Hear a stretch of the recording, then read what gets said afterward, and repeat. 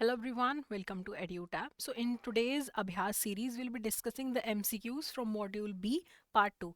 तो module A के part 1 and part 2 videos channel पे अवेलेबल है एंड मॉड्यूल बी का जो पार्ट 1 वीडियो है वो भी चैनल पे अवेलेबल है। तो इस सीरीज़ में हम जो आपकी मैकमिलन की बुक्स हैं जो जैब एग्जामिनेशन के लिए बहुत इंपॉर्टेंट हैं उनमें जो एमसीक्यूज दिए गए हैं वो डिस्कस करेंगे ताकि आपको कहीं किसी और सोर्स को रेफ़र करने की ज़रूरत ना पड़े। तो इस सेशन को कंटिन्यू करने से पहले I would like to inform you that we have started a JAIIB master course. इसमें आपको रिकॉर्डेड क्लासेस मिलेंगी, फुल लेंथ टेस्ट मिलेंगे एंड सेक्शन वाइज क्विज भी आपको मिलेंगे एंड आपके पास एक डेडिकेटेड फोरम भी अवेलेबल होगा जहाँ पे आप कोई भी क्वेश्चन पूछ सकते हैं। मेंटोर से डायरेक्टली भी आप कॉल पे भी क्वेश्चन पूछ सकते हैं। तो अभी आप जैब 75 कोड यूज़ करके 75% ऑफ अवेल कर सकते हैं। चलिए आगे बढ़ते हैं। पहला क्वेश्चन देखते हैं। Which of the following statement is और आर करेक्ट?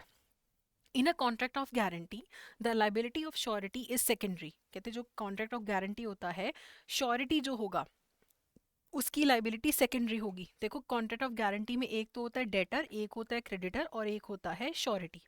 तो क्या इसकी लाइबिलिटी सेकेंडरी है? Anything done for the benefit of principal debtor is a sufficient consideration to the surety for giving the guarantee. तो anything done for the benefit of principal debtor एक sufficient consideration है या नहीं है? तो इसमें आपको करेक्ट आंसर बताना है। तो यहाँ पे जो करेक्ट आंसर है वो है ऑप्शन सी। तो यहाँ पे दोनों ही जो ऑप्शंस हैं वो बिल्कुल करेक्ट हैं। दूसरा है which of the following statement is और are incorrect? Surety is also known as the guarantor. तो बिल्कुल सही है ये, श्योरिटी ही तो गारंटर होता है। Liability of the surety is coextensive with that of the principal debtor. तो अगर मान लो मैंने लोन लिया है, मैंने बैंक से लोन लिया है, तो बैंक क्रेडिटर है और मैं डेटर हूँ और जो मेरे लोन की गारंटी दे रहा है वो श्योरिटी या गारंटर है। तो जितनी मेरी लाइबिलिटी है उतनी ही श्योरिटी की बनेगी अगर डिफॉल्ट होता है। तो दोनों ही स्टेटमेंट्स यहाँ पे सही है, तो इनकरेक्ट तो कोई भी नहीं है। तो डी यहाँ पे करेक्ट ऑप्शन है। अगला है in a bank guarantee the bank makes payment on being convinced that the beneficiary has incurred loss, being sued by the beneficiary, the guarantee being invoked after seeking concurrence of the debtor, या फिर merely on the demand of the beneficiary। तो जहाँ पे bank ने guarantee दी है तो सिर्फ जो बेनिफिशियरी है बैंक गारंटी का, जब वो डिमांड करता है, इन्वोक करता है, तब बैंक को पेमेंट करना पड़ता है। तो डी यहाँ पे करेक्ट ऑप्शन है। अगला है in a case the company on whose behalf the invoked bank guarantee was issued is in liquidation। अगर मान लो एक बैंक ने एक जियो कंपनी के लिए गारंटी दी है और यही कंपनी लिक्विडेशन में चली गई है, वाइंड अप हो रही है, तो इस केस में क्या होगा? In case the company on whose behalf the invoked bank guarantee was issued is in liquidation, bank को क्या करना है? Must make payment to the liquidator and not the beneficiary। कि liquidator को पैसा देना है, beneficiary को नहीं देना है, जो गारंटी का beneficiary है। ये कोर्ट को डिपॉजिट करना है कंट्रोवर्सी अवॉइड करने के लिए, बेनिफिशियरी को ही पैसा देना है। एंड या चौथा ऑप्शन कह रहा है कि कुछ नहीं देना है क्योंकि बैंक गारंटी लैप्स हो गई है, क्योंकि कंपनी लिक्विडेट हो गई है। तो ये बहुत इंपॉर्टेंट पॉइंट है कि अगर बैंक ने गारंटी दी है, चाहे जिस कंपनी के बिहाफ पे गारंटी दी थी वो लिक्विडेट हो जाए, दिवालिया निकल जाए, बंद हो जाए, आपको बेनिफिशियरी को पैसा देना ही देना है, बैंक को बेनिफिशियरी को पैसा देना ही देना है। अगला क्वेश्चन है the person in whose favour a bank guarantee is issued is called a beneficiary. Bank guarantee दे रहा है, जिस पार्टी को गारंटी दे रहा है, अगर मैंने लोन लेना है, ठीक है, और मैंने लोन किससे ले रखा है? एसबीआई से ले रखा है, और मेरे लोन की जो गारंटी है वो जो पर्सन दे रहा है वो गारंटी से बेनिफिट किसको हो रहा है? एसबीआई को। तो एसबीआई बेनिफिशियरी है। तो डी यहाँ पे करेक्ट ऑप्शन है। The letter of credit is opened on the request of. एक लेटर ऑफ क्रेडिट जब इशू होता है, कौन रिक्वेस्ट करता है कि लेटर ऑफ क्रेडिट इशू किया जाए? इशूइंग बैंक रिक्वेस्ट करता है, एप्लीकेंट रिक्वेस्ट करता है, बेनिफिशियरी रिक्वेस्ट करता है, या फिर कंफर्मिंग बैंक रिक्वेस्ट करता है? तो एप्लीकेंट रिक्वेस्ट करता है। अगर मुझे फॉरेन में किसी और कंट्री में किसी कंपनी के साथ ट्रेड करना है, तो मैं एप्लीकेंट हूँ, मैं अपने बैंक को बोलूँगी कि एलसी इशू कर दो इसको। बेनिफिशियरी वो है, एप्लीकेंट मैं हूँ इसके लिए। उसके बाद LC issuing bank is called. जो एलसी इशू करता है उसे और क्या बोला जाता है? इंपोर्टर का बैंक या ओपनिंग बैंक, एडवाइजिंग बैंक या कंफर्मिंग बैंक, नेगोशिएटिंग बैंक या नॉमिनेटेड बैंक, या फिर रीएम्बर्समेंट बैंक। तो जो एलसी इशू करने वाला बैंक है वो होता है इंपोर्टर का बैंक। मुझे इंपोर्ट करना है, मैं एलसी अपने बैंक को इशू करने के लिए बोलूंगी, तो मेरा बैंक है, या उसे ओपनिंग बैंक भी बोला जाता है या इशूइंग बैंक भी बोला जाता है। Importer bank, opening bank, issuing bank. जो एलसी इशू करता है बेनिफिशियरी को मेरे कहने पे, ठीक है। अगला है the advising banks responsibility is. देखो मैंने एलसी इशू करवानी है, ठीक है, मेरा नाम है जैसे मेघा, मुझे एलसी इशू करवानी है, मैंने अपने बैंक से करवाई, मेरा बैंक है एचडीएफसी, तो एचडीएफसी हो गया इशूइंग बैंक। अब यहाँ पे जो सामने वाली पार्टी है, मान लो उसका नाम है एड्यूटैप, जिसको एलसी इशू करवा रही हूँ, एड्यूटैप बेनिफिशियरी है उस एलसी का, और एड्यूटैप को का एक एडवाइजिंग बैंक होगा। तो एडवाइजिंग बैंक का काम क्या करना है? To inform the issuing bank as to whom to issue the letter of credit, to advise the buyer the dispatch of documents by the seller, to inform the beneficiary या seller about the letter of credit। तो ये advising bank Edutap को advice करेगा, Edutap seller है या beneficiary है उसको inform करेगा लेटर ऑफ क्रेडिट के बारे में, क्या सब कुछ सही है या नहीं है, जो इधर से एचडीएफसी की तरफ से लेटर ऑफ क्रेडिट आया है on the behalf of Megha. अगला which of the following statement is false, गलत कौन सा है? In a deferred payment guarantee the guarantee is to ensure delivery of goods. देखो डेफर्ड पेमेंट गारंटी में क्या होता है, मैंने आपसे सामान खरीदा but I am not able to pay you the money in lump sum, I give you some percentage of money and the remaining will be given to you in instalments. For those installments, a bank will guarantee from my behalf that yes, I will pay. If I do not pay, my bank will pay. So my bank is giving deferred payment guarantee. But bank is not concerned with the delivery of the goods. Bank को फर्क नहीं पड़ता है goods deliver हुए नहीं हुए, क्या हुआ क्या नहीं हुआ, अगर गारंटी इन्वोक होती है बैंक पे करेगा, ठीक है।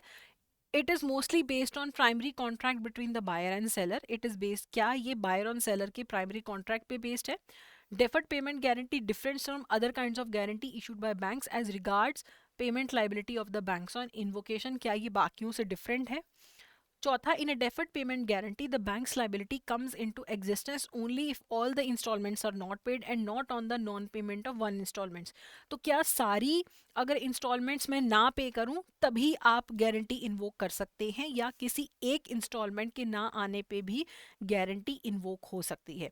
तो यहाँ पे हमें फॉल्स पूछा है, पहला गलत है, डिलीवरी से कोई लेना देना नहीं है, ठीक है। और जो डेफर्ड पेमेंट गारंटी का कॉन्ट्रैक्ट है वो बायर और सेलर के कॉन्ट्रैक्ट पे बेस्ड होता है, ये सही है। थर्ड, ये अलग नहीं होती डेफर्ड पेमेंट गारंटी बाकी गारंटीज जैसे ही, जब इन्वोक हो बैंक को पे करना पड़ता है, तो थर्ड भी गलत है। उसके बाद फोर्थ भी गलत है, एक भी अगर इंस्टॉलमेंट का पेमेंट नहीं होता है तो डेफर्ड पेमेंट गारंटी को इन्वोक किया जा सकता है, तो सी जो है यहाँ पे करेक्ट ऑप्शन है। अगला है which of the following statement is और are correct. Third party mostly banks and financial institutions guarantee the payment of installments. कहते हैं थर्ड पार्टी ज्यादातर बैंक या फाइनेंशियल इंस्टीट्यूशंस गारंटी करते हैं पेमेंट ऑफ इंस्टॉलमेंट्स के लिए। This guarantee ensures timely payment of the installments to the seller exporter, failing which the guarantee can be invoked and the payment received. तो ये यहाँ पे बात हो रही है डेफर्ड पेमेंट गारंटी की, ठीक है। This guarantee ensures timely payment of the installments to the seller और एक्सपोर्टर, नहीं तो इन्वोक की जा सकती है गारंटी। तीसरा, to understand better the deferred payment guarantee, it is necessary to understand how a payment is made in a deferred payment contract and how the same is guaranteed by the bank.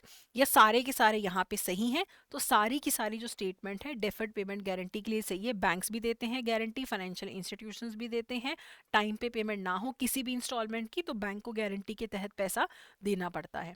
और आपको पता होना चाहिए कि deferred payment क्या होता है, तभी तो आप डेफर्ड पेमेंट गारंटी की बात करोगे।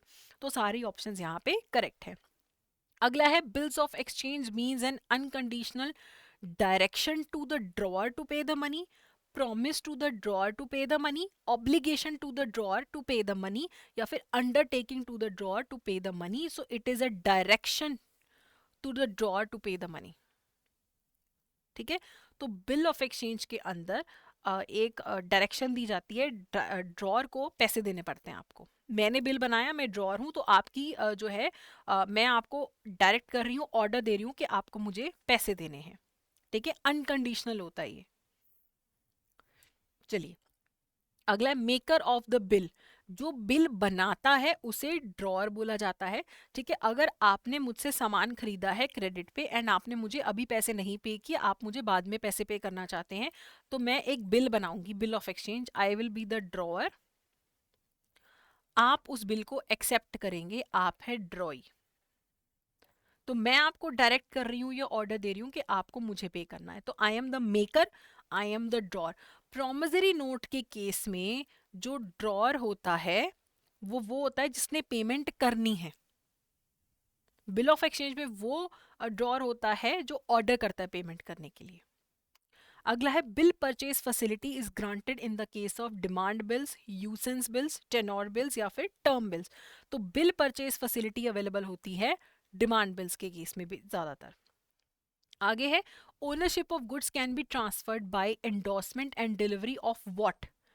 एक गुड्स है, उनकी ओनरशिप ट्रांसफर करनी है, एंडोर्समेंट ट्रांसफर के थ्रू ट्रांसफर करना है उनको, ओनरशिप को ट्रांसफर करना है बाय एंडोर्समेंट। क्या डिलीवर करके? Right to money, obligation to pay, document to title to goods या फिर document of title to immovable property. तो बहुत ही आसान क्वेश्चन है ये। अगर मुझे आपको ओनरशिप ऑफ गुड ट्रांसफर करनी है तो मैं आपको document of title to goods दे दूंगी। ठीक है, तो उससे फिर ओनरशिप आपके पास ट्रांसफर हो जाएगी। One of the following statement is not true with respect to credit cards. Credit cards के रिगार्डिंग कौन सी स्टेटमेंट गलत है यहाँ पे? The credit card issuing bank would not be responsible for the fulfilment of KYC requirement where agent solicit business. अगर card issuing bank है और वो रिस्पॉन्सिबल नहीं होगा केवाईसी रिक्वायरमेंट फुलफिल करने के लिए, अगर उसने जो अपना बिजनेस है एजेंट सॉलिसिट करता है उसका बिजनेस। दूसरा, issue while issuing card the terms and conditions for issue and usages of credit card should be mentioned in clear and simple language.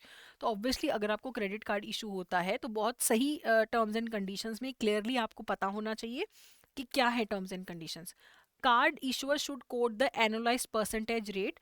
तो जो कार्ड जब इशू किया जाता है तो क्या एनुअलाइज्ड परसेंटेज रेट्स बताए जाएंगे आपको। The card issuer should not unilaterally upgrade credit card and enhance credit limit.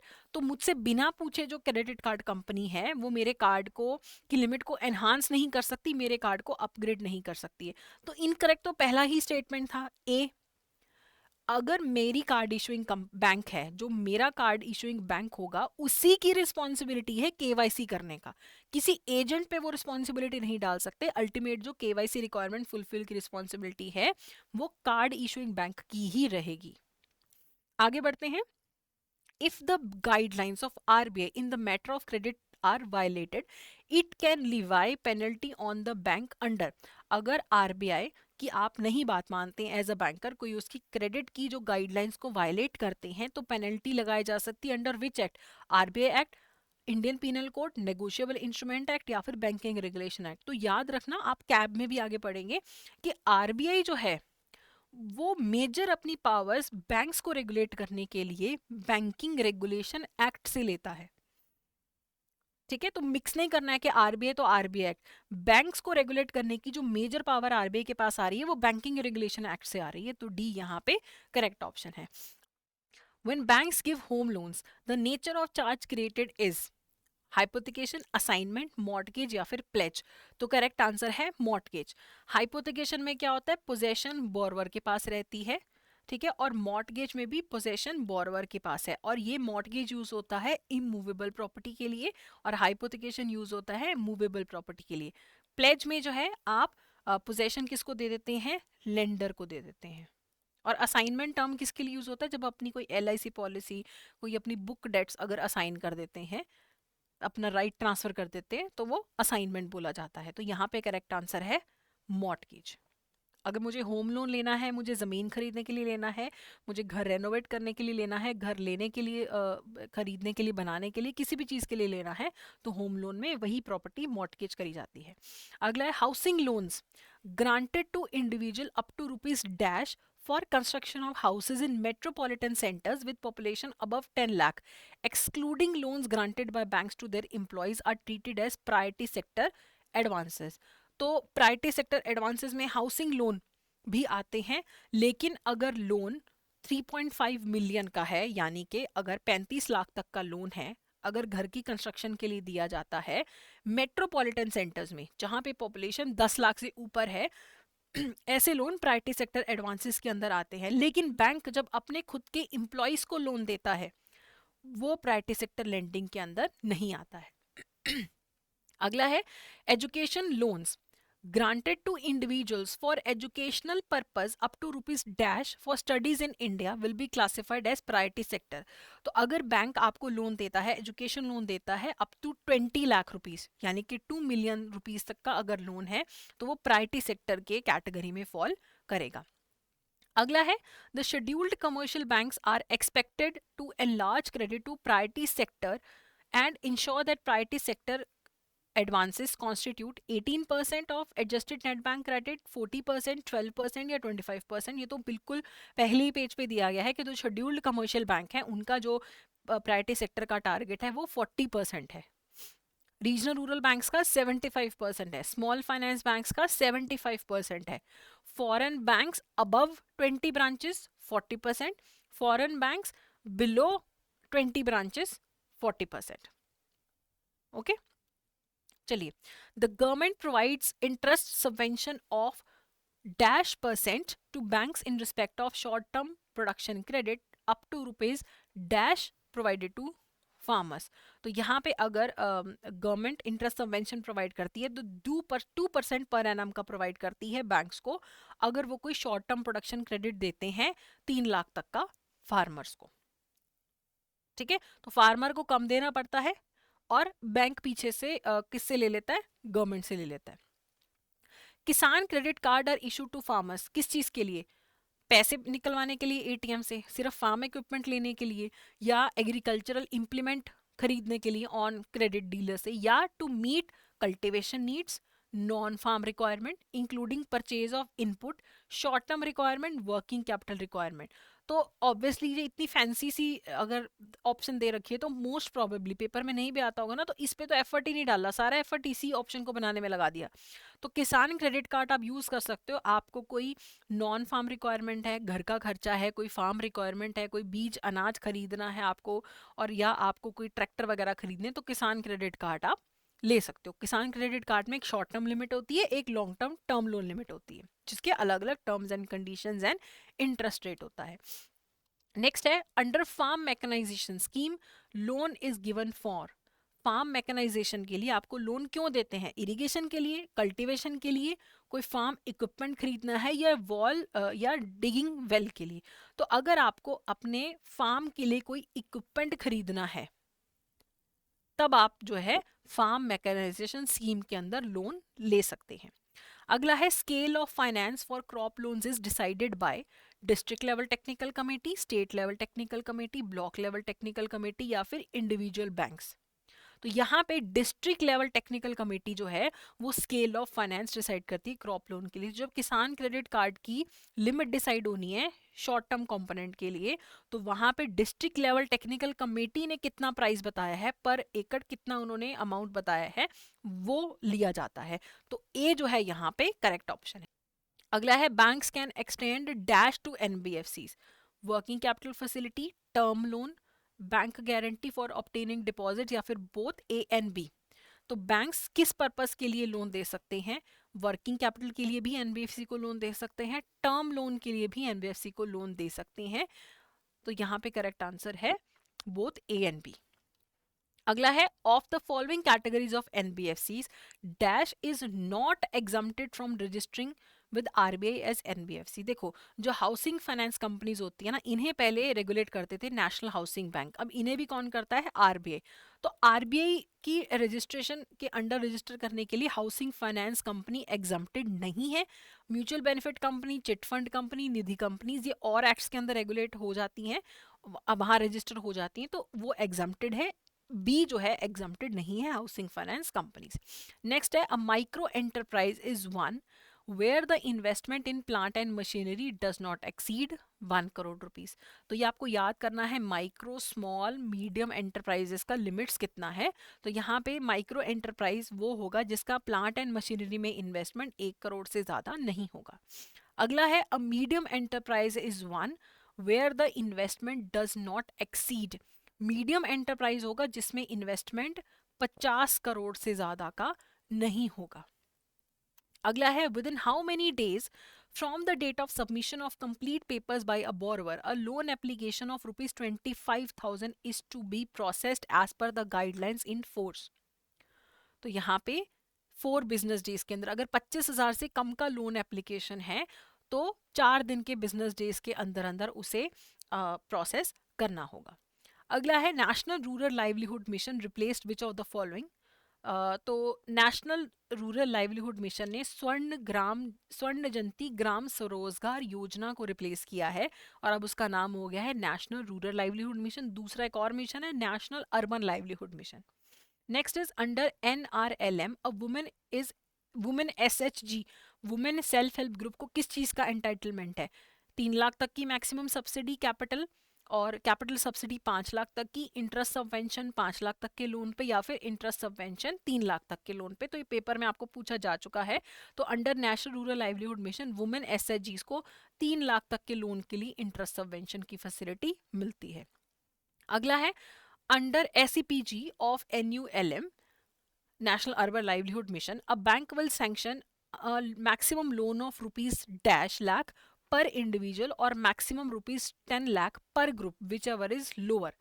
तो यहाँ पे NULM के तहत बैंक सैंक्शन करेगा लोन ₹2 लाख पर इंडिविजुअल या फिर ₹10 lakh for the group which ever is lower. तो अगर 3 लोगों का ग्रुप है, पर कितना हुआ 2, तो 6 लाख, तो वो लोअर है तो उतने का जो है under the self employment programme जो है NULM का इतना लोन इशू किया जा सकता है। अगला है under Pradhan Mantri Jan Dhan Yojana the limit of overdraft facility is ₹dash and it is available to dash members of a household. तो देखो 10,000 रुपए तक का प्रधानमंत्री जनधन योजना के अंडर ओवरड्राफ्ट फैसिलिटी मिलता है, एक मेंबर को मिलेगा एक घर में। तो डी यहाँ पे करेक्ट आंसर है। Next, maintenance of which of the following books registers is not compulsory for self help group. तो सेल्फ हेल्प ग्रुप को ना कुछ मेंटेन करके रखना पड़ता है डेटा, इनमें से क्या नहीं मेंटेन करना पड़ता? Minutes book, savings and loan register, visitor book, members passbook. तो विजिटर की बुक कुछ नहीं मेंटेन करनी है कि सेल्फ हेल्प ग्रुप में कौन आ रहा है मीटिंग में या कोई बैठा हुआ है वहां पे, नहीं। मिनट्स बुक क्या बात हुई मीटिंग में, सेविंग्स लोन का रजिस्टर, मेंबर्स का पासबुक मेंटेन करना पड़ता है। ये भी आपको पेपर में पूछा जा चुका है पहले question. Next is bank lending to SHG can be maximum in the ratio 1:4, 1:3, 1:2, 1:5। तो 1:4 है। तो अगर मेरे सेविंग्स SHG का 10,000 है तो उनको 10,000 से लेके 40,000 तक का लोन दिया जा सकता है, 1:4।